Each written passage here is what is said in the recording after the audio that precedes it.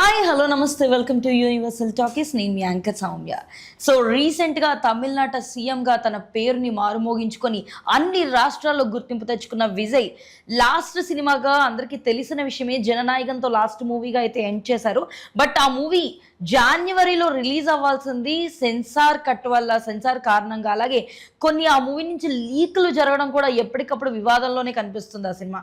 So ఎట్టకేలకు Vijay CM అయిన తర్వాత ఆ సినిమాకి సంబంధించి ఒక నిర్ణయం అయితే తీసుకోవడం జరిగింది. సో అసలు ఆ నిర్ణయం ఏంటి, దీనివల్ల మూవీ అన్నది రిలీజ్ అవుతుందా లేకపోతే ఏదైనా పర్టికులర్ డే అన్నది ఏమైనా అనౌన్స్ చేశారా అన్న వివరాల్లోనికి ప్రస్తుతం వెళ్తే, సో ఆల్రెడీ ఆ మూవీ రిలీజ్కి ముందే క్లియర్గా థియేట్రికల్ రైట్స్ ని అలాగే నాన్ థియేట్రికల్ రైట్స్ ని రెండింటిని కూడా ఎవరికి ఎట్లా అయితే పేమెంట్స్ తీసుకోవాలో అలా అడ్వాన్స్లు తీసుకొని మరి వాటిని అమ్మడం జరిగింది.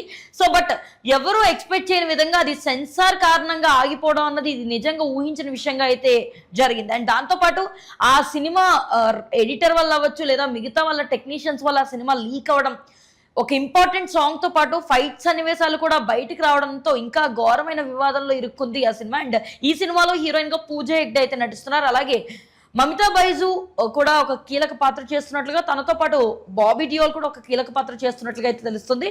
సో సీఎం అయిన విజయ్ ఒక నిర్ణయం అయితే తీసుకున్నారు. సో ఆ నిర్ణయం ఏంటి అంటే, ఈ సినిమా రిలీజ్ అయ్యే దాఖలాలు ఇంకా కనిపించట్లేదు అన్న నేపథ్యంలో ఎవరైతే ప్రొడ్యూసర్స్ ఉన్నారో కేవిఎన్ ప్రొడక్షన్ హౌస్ వాళ్ళు ఈ సినిమా నిర్మించిన నేపథ్యంలో వాళ్ళందరికీ ఒక ఆదేశాలు అయితే చేయడం జరిగింది.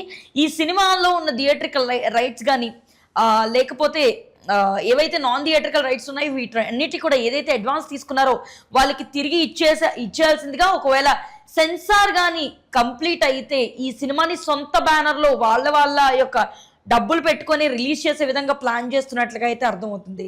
సో ఈ లెక్క ప్రకారం విజయ్కి కూడా ఆ సినిమా రిలీజ్ అవుతుందనే ఏదైతే హోప్ అయితే ఉందో అది సన్నగిలినట్టుగా అయితే అర్థమవుతుంది. మరి జననాయకన్ రిలీజ్ అవుతుందా లేకపోతే ఈ లీకులతోనే సెన్సార్ కట్ దగ్గరే ఆ సినిమా ఆగిపోతుందా, లేకపోతే సెన్సార్ వారికి తగినట్టుగా ఆ సినిమాని మార్పులు చేర్పులు చేసి ఎప్పటికైనా రిలీజ్ చేస్తారన్న విషయం అయితే ముందు ముందు తెలియాల్సిందే.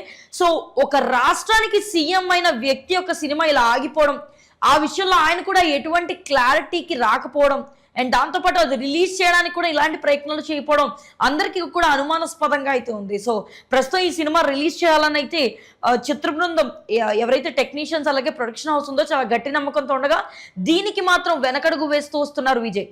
మరి ఈ సినిమా ఏదైతే అడ్వాన్స్ థియేటర్ నుంచి నాన్ థియేటర్ నుంచి వచ్చాయో ఆ అడ్వాన్స్లు తిరిగి ఇచ్చేసి మళ్ళీ వాళ్ళంత సొంత వాళ్ళగానే సినిమాని రిలీజ్ చేస్తారా, లేదా దీనికి డైరెక్టర్గా వర్క్ చేసిన వినోద్ ఎలాంటి నిర్ణయాలు తీసుకుంటారన్న విషయం అయితే ముందు వేచి చూడాల్సిందే. మరి ఇలాంటి విషయాల కోసం ఫాలో అవుతూ ఉండండి యూనివర్సల్ టాకీస్.